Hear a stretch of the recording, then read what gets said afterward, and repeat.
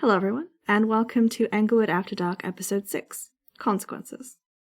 Englewood After Dark is a serialized horror audio drama, and for the best experience, we recommend starting with Episode 1. Content warnings for this episode include discussions of drugging, discussions of kidnapping, suicide, and on-screen murder.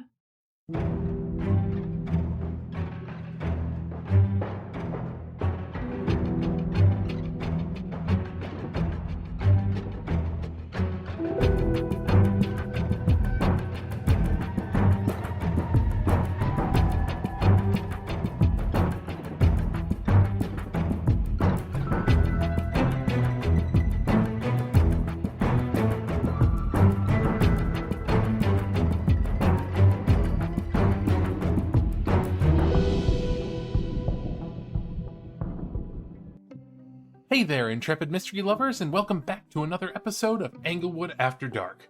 I'm your host, Finn Nightingale, the eager young rookie who refuses to drop this case, and with me always is my co-host, Eve Pemberley, the grumpy veteran who is too old for this stuff. Finn, are you kidding me? What? I'm a month younger than you. Something that you remind me of constantly to pull some bullshit hierarchy plays. Oh, come on, name one time I've ever done that. Just last week you pulled that crap to try and veto my pizza choice. Nobody eats anchovies, Eve. It's a pizza topping that only gets ordered in cartoons to gross out children for comedic effect. And you have the palate of a 5-year-old. So you admit to being the grumpy old veteran then? Ow, Eve, how many different pastries are you going to use against me in this room? At least one more. Not the scone! Okay, truce, Jesus! Sorry about that, folks. We're both a little on edge lately. We've had quite a few frustrating developments since last week. Such as people overflowing our comment box with useless information or straight-up taunts. Yo dudes, I totally saw some shady gentleman out on the quad the other day. Super helpful, asshole. And honestly, that's the least of it. People want us to dox our classmates. Can't forget I bet this is all a show for attention, and he deserved it. Which, forget you, by the way, prick. And finally, a series of letters from someone pretending to be one of the culprits. And we're no handwriting experts, but they seem like they were all written by the same person, comparing notes. But they're all vague BS. Stuff like, I dare you to try, or you're in over your head, little bird. What even is that? Is he referencing my last name? I think they were trying to be creepy there, but man, do things not have the same feeling without a creepy voice to back it up. Anyways, I'm sure it's just someone being a jerk, as per usual. Or is that exactly what they want us to think? Who wants... What? What?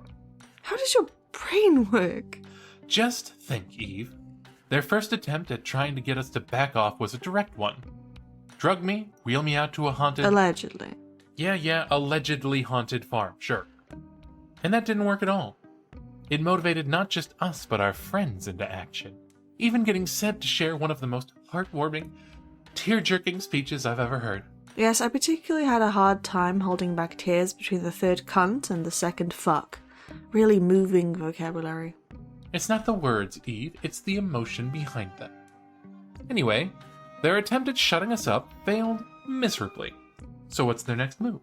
Teasers with all the nuance of a 7-year-old? Exactly. You really need to stop ignoring the sarcasm in my voice. But think about it. Obviously threatening us doesn't work, so they had to try something new. Eve, tell me, have we ever received this many comments in our mailbox? There has been a huge influx of physical letters since our last episode, yes. And amongst all of it, there was so little useful information and so much negativity sent our way, it must have been a tactic. This team of people took the time to write all of these and stuff them in our inbox, just trying to get us to burn out, to make us disheartened in our quest for the truth. And it ain't gonna work. I drink 3 sugar-spiked cans of Monster a day. Come at me. I got energy for days. Sugar spiked? Is that why you carry around sugar packets? That's disgusting. Maybe, maybe not. But the point remains. If they're trying to demotivate us with waves of unhelpful or hurtful comments, they need to try something else. And try they did, Eve. Try they did. Oh, not this again. These people have injured a dear classmate and ruined our fall musical. Finn, stop. We've been over this. We spoke to her. Sorry, explanation for anyone that's out of the loop. This past weekend saw the debut of Englewood University's Oklahoma production, In Space. I don't appreciate that tone. We worked very hard. And after 2 stunning performances as Laurie Williams, tragedy struck our dear friend Emma Fitzroy. Some heartless monster has broken her leg. Finn, we talked to Emma about it. It was an accident. A crowd of people were going up the stairs in the arts building. She was trying to squeeze her way past them on the way down. She tripped. She fell. It was an unfortunate accident. Oh, was it, Eve? Do you think it was just a coincidence? They realized that we were an unshakable team. Solid detectives with unwavering determination. So instead, they started to go after things that we care about. You've got some major main character syndrome going on right now, Finn. Tell me, the 4 of us, you, Zeb, Carmen and I, who's the least likely to be discouraged? Well, me, I guess. Exactly. So why would they be singling you out? Don't you think that after last week's declaration they'd be coming after me instead? I was the hesitant one. I'm more cautious about all of this. Why haven't they targeted me? I don't know. Give me some time to think about it. I'm sure I can come up with something. As frustrating a week as it might have been, we do have some leads to cover. We managed to get our hands on a very important laptop. You may remember us having an ad break dedicated to a lost and found item.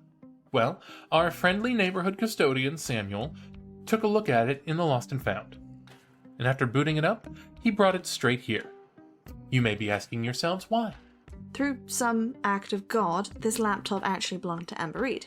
You might remember Amber as the editor of the Englewood edition who died of a rehypnol overdose and was buried in a shallow grave out at the murder farm.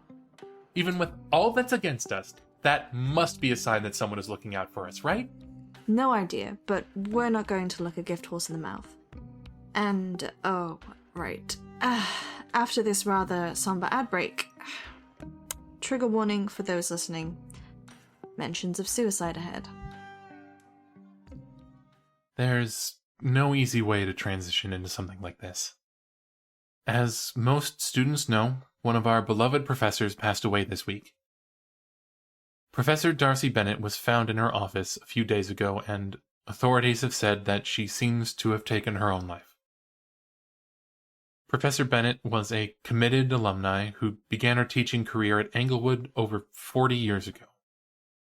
She was a well-respected and well-loved teacher in our philosophy department, and she will surely be missed. Our school will be holding a memorial service tomorrow for anyone looking to pay their respects. We will now pause for a brief moment of silence before continuing our show. If anyone is going through a hard time, or even having similar thoughts, please reach out to a student counselor, friends, family, or, if necessary, the number for a dedicated suicide hotline can be found posted on both our and the campus website.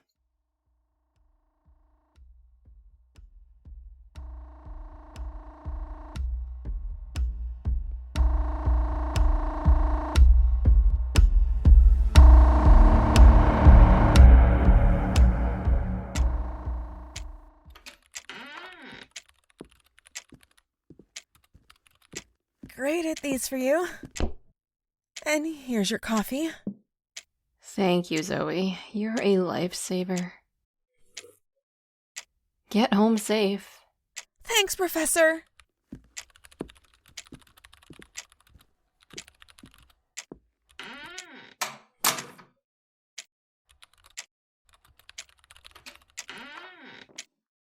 "40 years ago, you'd have been all over that. Hey, Darcy." Excuse me? Who are you? What the hell are you doing? Office hours are over. Either leave my office or I will call campus security. Oh, no can do, Darcy.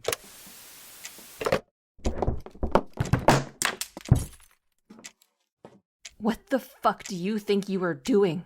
Cleaning up loose ends. It's what we do, after all. You're one of them. You're one of those flies. You... What did you do to my coffee?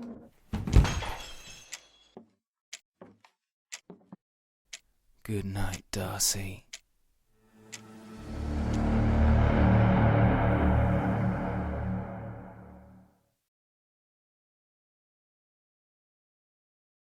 Thanks for taking this moment with us.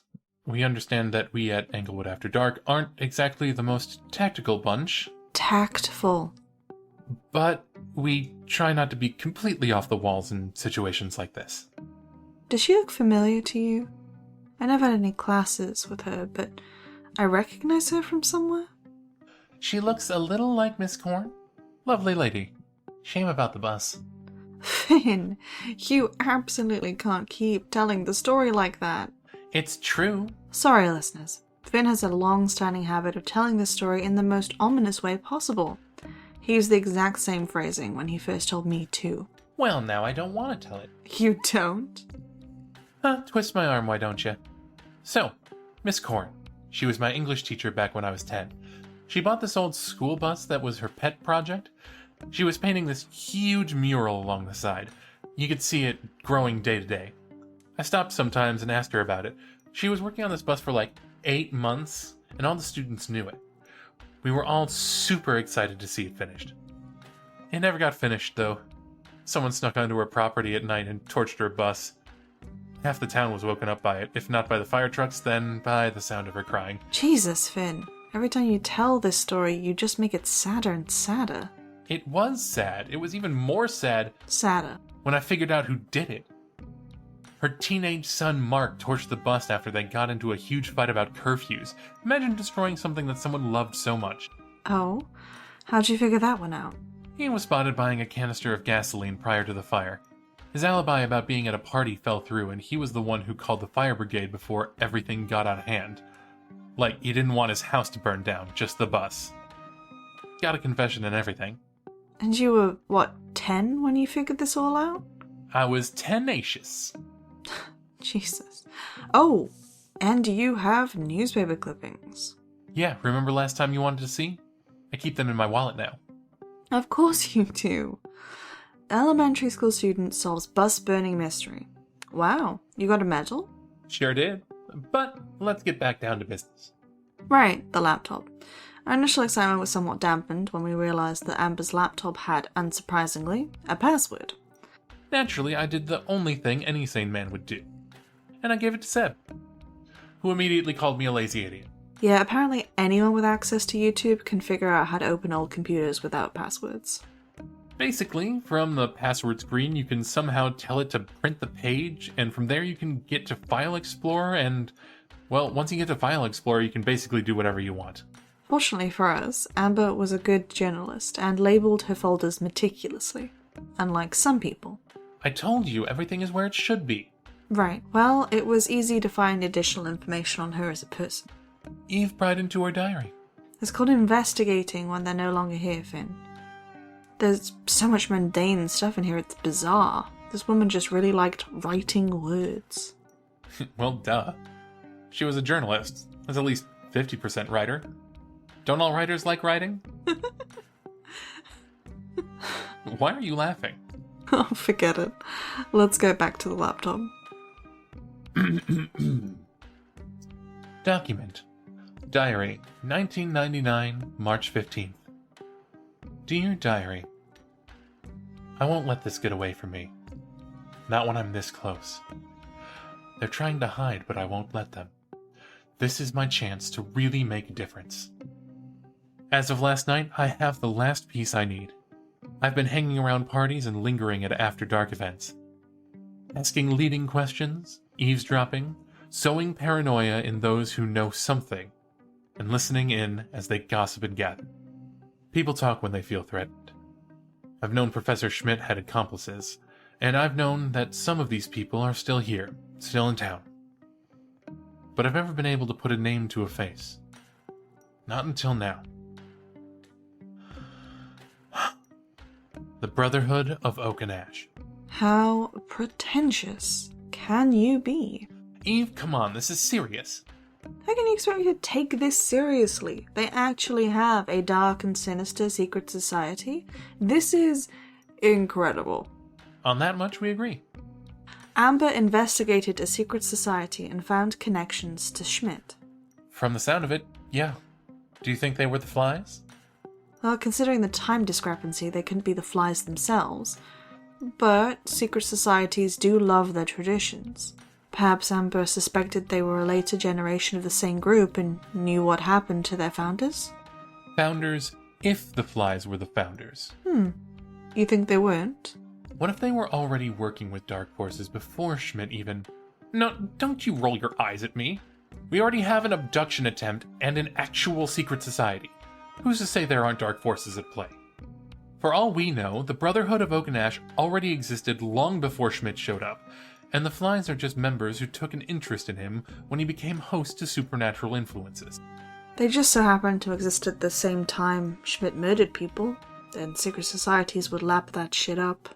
But why? What makes people form a secret society? I can't believe I'm about to say this, but the answer to that is usually power or the occult. Exactly. Like the Skull and Bones Secret Society at Yale. Right, but no matter how they start, they all pretty much work in the same way, trading secrets and amassing power. So if they were involved in Schmidt's debacle, to what end? What if he was an alumni? Do we know where he went to school? He did go to school here, but that seems simple. Too simple, like a convenient cover-up. Occam's razor, Finn. The simplest explanation is often the correct one. But covering up murder? That seems extreme, even for a secret society. I mean, I could see it happening, but there has to be more to it, no? You're right, there is something missing here. Burning Bridges alluded to something much darker than just protecting an alumni.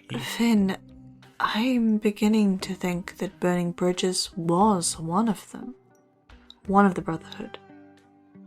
Maybe after all these years, the guilt has finally come back to him, and this is his way of seeking atonement.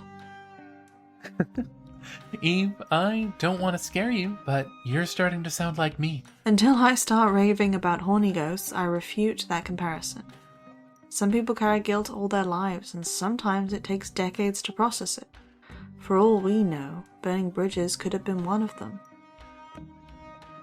Burning Bridges could even have killed Schmidt, for all we know. Oh yeah, you know it's bad when Finn's speechless. What if killing Schmidt at the farmhouse trapped his spirit there? Oh, and just like that, you've ruined everything. You're not the only one who can have a revelation, Eve. Please, can we just cut to ads? Cut to ads, please.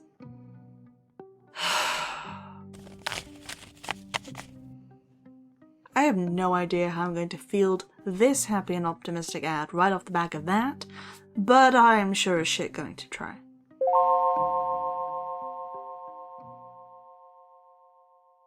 Heads up, animal lovers, because we have a treat in store for you. Partnering with the University Student Union and Paws and Purrs, the animal sanctuary in town, we will have a puppy play date next week on campus. The bottom floor of the library building will be taken over by a pen full of cuddly puppies for you all to come and hang out with. The students are of the perpetually stressed type, so the university hopes that the puppies will help us unwind a little after a hard day of studying. Or sleuthing. If the thought of playing with puppies has you excited, stop by the library next Monday or Wednesday, 2 to 4 p.m. All of the puppy guests are also available for adoption, just in case you fall in love. This episode has been a roller coaster so far, but we all know you guys have been clinging on tight, waiting for that final drop. The metaphor seems to be escaping there, bud. The keycard logs.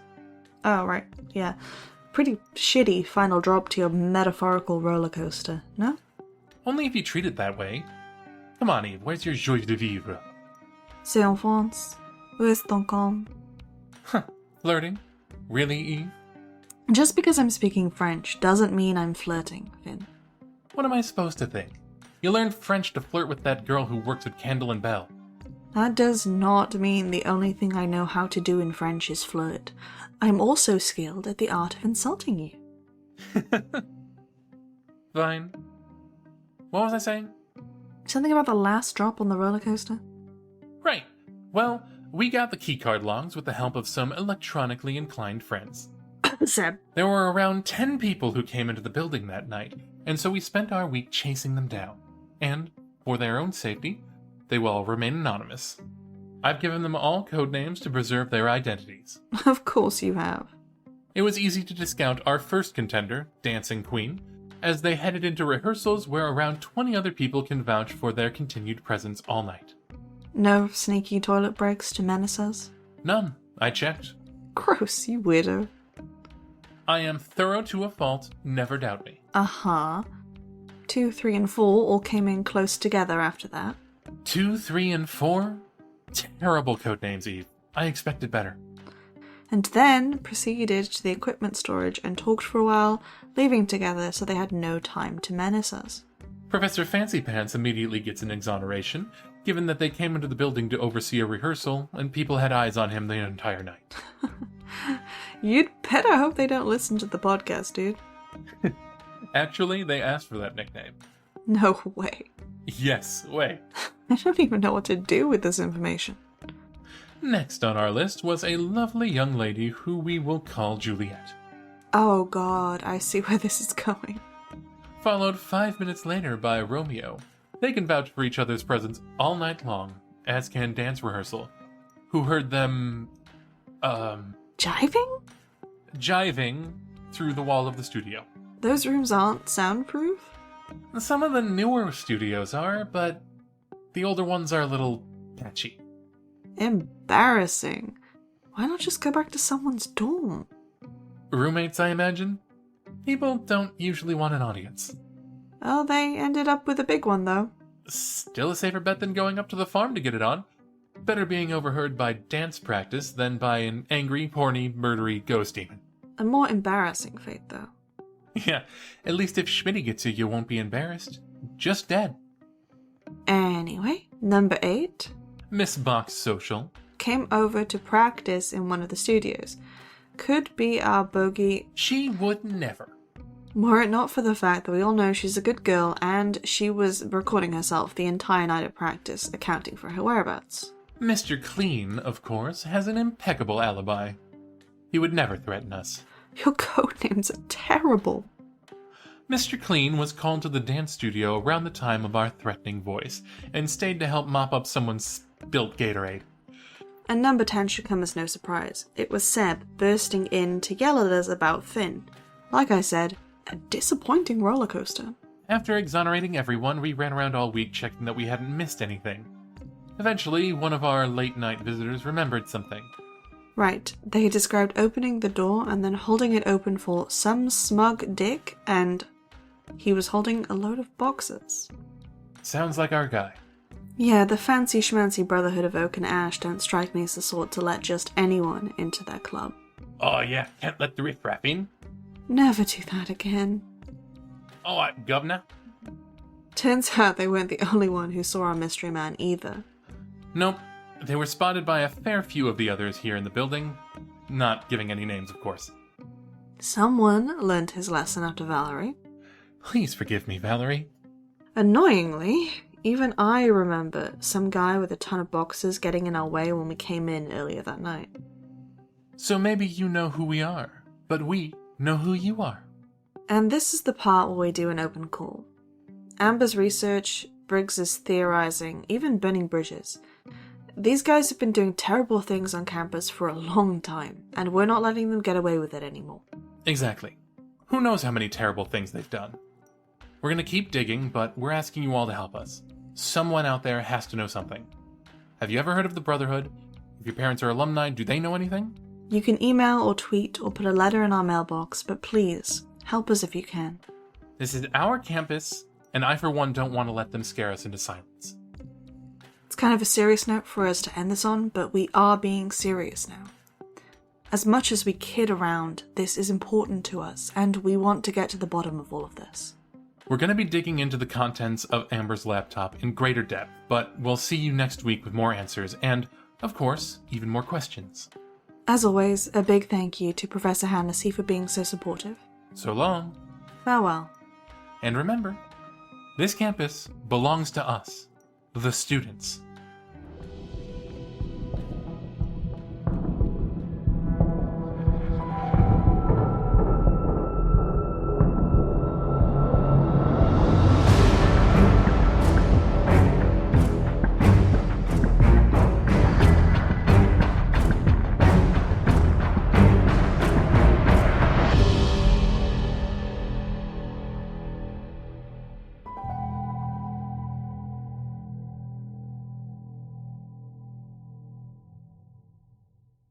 You just finished listening to Englewood After Dark Episode 6, starring Dennis Altman as Finn Nightingale, Hannah Brown as Eve Pemberley, Clover Wren as Zoe, Tortured as Darcy Bennett, and Jacob as Clayton.